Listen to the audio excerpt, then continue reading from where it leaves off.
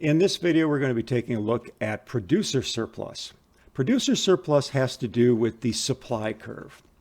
From economics, you may remember, if you've had economics, that the supply curve is always an upsloping graph, which basically means that the higher the price of a good or service, the more that a producer is willing to supply of that good or service. It can be shown that the willingness to supply is the area below this curve. So the area below this curve up to some quantity Q, let's say we have a quantity Q right here. The area underneath this curve represents the minimum amount of revenue that a producer is willing to accept for supplying Q units of a good or service. Right, so that is the willingness to supply, and it's simply the area below the supply curve. Okay, so that's where we start, is with the willingness to supply is the integral there. Now, if we had a particular price, let me just draw another graph right here. And so here is our supply curve, but we have a price. And if we draw the price line straight over to the graph and down, then this area in here is the actual revenue that would be collected by the producer, the actual revenue. So this is the amount that they are willing to accept. This is the actual revenue.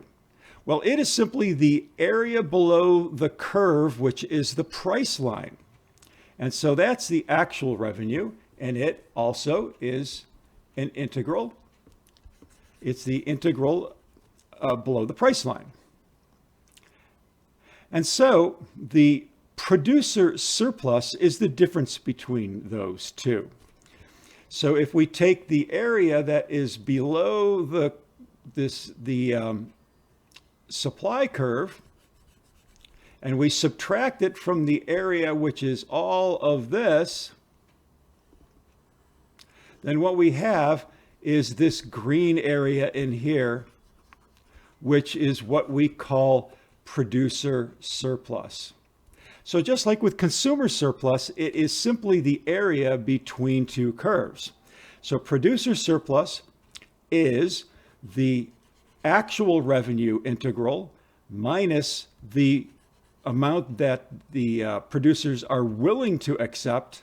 And we can combine that into one nice, neat little integral, which is right here. All right, so let's do an example where we use that. So in this example, calculate the producer surplus at a unit price of P equals $8, given the supply equation Q equals 20 times the square root of P minus 4. Well, the first thing that we need to do is we need to find the Q that goes with that P. So all we need to do is substitute that into our demand equation, which would be what we have, the 20 times 8 minus 4, which is 4. The square root of 4 is 2 times 20. So Q is 40. Now, our supply curve has to be in terms of Q. And right now, the supply curve is written in terms of P. So what we need to do is we need to solve this for P. So that's a little bit of a twist here. So we have Q is equal to 20 square root of P minus 4. So let's take and divide Q by 20, square root of P minus 4, squaring both sides, we will get P minus 4. P minus 4 is equal to Q squared over 400, which then becomes P is equal to Q squared over 400 plus 4. So now this is written in terms of Q. Be careful of that. Always make sure that your function is in terms of Q. All right, so now we can put together the integral.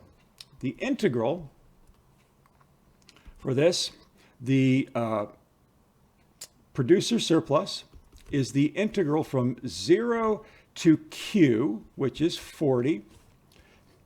And then we're going to have the actual revenue, which is the price line, which is 8, minus our supply function, which is Q squared over 400 plus 4 dQ.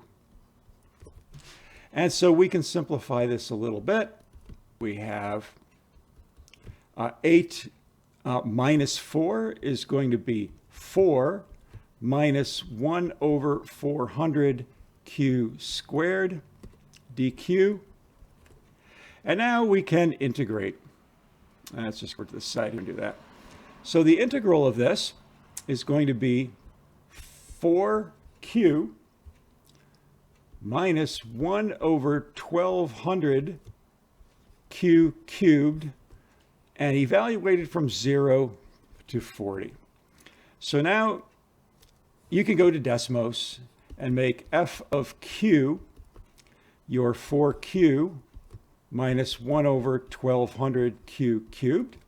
And then you can evaluate that from f of 40 minus f of 0. And what you're going to end up with is 106.67. That is your producer surplus, $106.67. That is producer surplus.